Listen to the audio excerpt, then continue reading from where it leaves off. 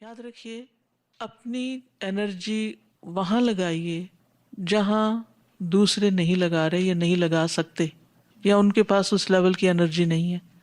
جو کام کوئی اور کر سکتا ہے اس کو اپنے ہاتھ میں نہ لیجیے.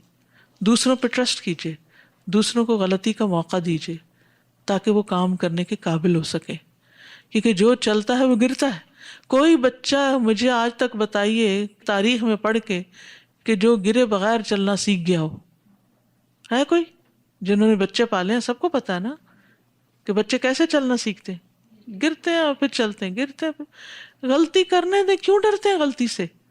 جو غلطی نہیں کرے گا وہ چلنا نہیں سیکھے, جو چوٹ نہیں کھائے گا وہ سیدھا نہیں ہوگا پھر.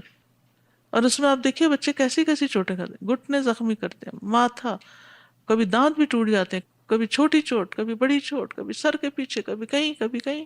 کتنی چوٹیں کھا کے وہ سیکھتے ہیں. عقل مند مائیں جو ہے نا اس چوٹ کے اوپر ڈانٹ ڈپٹ نہیں کرتی, وہ کیا کرتی, کچھ نہیں ہوا کچھ نہیں ہوا. میں نے ایک طریقہ اختیار کیا ہوتا, جب بچے کو چوٹ لگتی تو میں ادھر ادھر ہو جاتی تھی, خود اٹھو. کیوں؟ تاکہ چوٹ کھا کے اٹھنا آئے. ورنہ کیا ہوتا ہے کہ جب ہمیں کوئی تکلیف ہوتی ہے تو ہم اتنے ڈاؤن ہو جاتے ہیں کہ ہم پھر دوسروں کو محتاج ہو جاتے ہیں کہ کوئی آئے ہمارا ہاتھ پکڑے اور ہمیں اٹھائے. ٹھیک ہے, کبھی ایسی بھی کیفیت ہوتی ہے کہ بچے کو حد سے زیادہ چوٹ لگتی ہے کہ وہ اب اٹھنے کے قابل نہیں ہوتا, آپ ہی اٹھا کے اسے ڈاکٹر کے پاس لے جائیں گے. لیکن عام حالات میں اسے خود اٹھنا آنا چاہیے. اور آپ نے دیکھا ہوگا کہ بچہ ماں کو دیکھ لے تو کیا کرنے لگتا ہے, رونا شروع کر دیتا ہے اور چیخنا شروع کر دیتا ہے. اگر ماں نظر نہ آئے تو روتے روتے کم ہونے لگتا ہے. یہی حال باقیوں کا بھی ہے. یعنی اگر آپ بڑا کام کرنا چاہتے ہیں نا تو پھر کوئی بھی کام شروع کریں, اگر کوئی اور کہے کہ میں کروں اس کو وہ ڈیلیگیٹ کریں, آپ اور آگے بڑھیں, کوئی اور شروع کریں. جب وہ کوئی سنبھالنے کے قابل ہو وہ اس کو دے دیں, آپ اور آگے بڑھیں اور آگے کرتے کرتے کرتے یوں ہی انسان سیڑھیاں چڑھتا جاتا ہے اور اس کے ساتھ بہت سے لوگ اور بھی چڑھ جاتے ہیں. لیکن اگر آپ یہ کہیں کہ نہیں تم اتنا اچھا نہیں کر سکتے, میں خود ہی کروں گا, میں خود ہی کروں گا, ایک مینٹالٹی ہوتی ہے نا کہ ہر کام اپنے سر لے لینا اور پھر ایک بھی کر کے نہ دینا.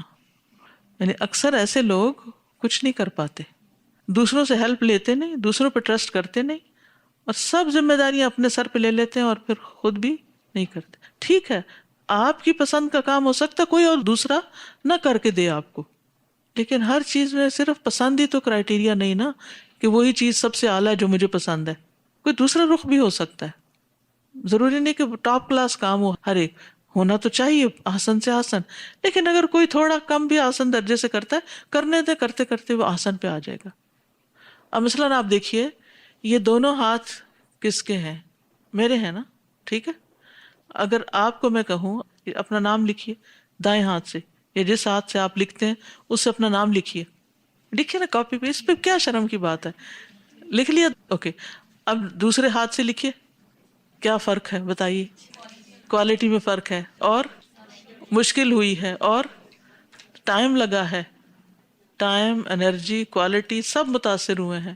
ہاتھ تو آپ ہی کا تھا, کسی اور کا تو نہیں تھا, آپ کا ہی ہاتھ تھا. کیوں ہوا ایسے؟ اس کا استعمال ہی نہیں نا کبھی کیا, آرام دے رہے ہیں اس کو. حضرت عمر دونوں ہاتھوں سے ایکولی کام کر لیتے تھے. تو اگر ہم اپنے ہی دوسرے ہاتھ سے اس کوالٹی کا کام نہیں کر سکتے تو کوئی سیکنڈ پرسن جو ہے اگر اس سے آپ جیسی مہارت والا کام نہیں ہوا تو کیا ہوا, کرنے دے اس کو, کرتے کرتے کرتے ہو سکتا ہے وہ آپ سے بھی آگے نکل جائے, آپ سے بھی بہترین کرنے لگے. تو ڈیلیگیٹ دا ورک, ڈیلیگیٹ, دوسروں کو جگہ دیں, دوسروں کو موقع دیں, دوسروں کو آگے آنے دیں. جو شخص آپ کے ہاتھوں آگے جائے گا کیا وہ آپ کا صدقہ جاریہ نہیں ہوگا؟ دو فائدے, ایک آپ کا احسان ہو گیا دوسرے پر اور اس احسان کی وجہ سے آپ اجر کے مستحق ہو گئے, دوسرا شخص کام کے قابل ہو گیا, آپ کے لیے آسانی ہو گئی, اور اس شخص کے لیے کام کرنا خوشی کا باعث ہو گیا. تو صرف کام کرنے والے نہ بنے, کام سکھانے والے بھی بنے, کام دینے والے بھی بنے.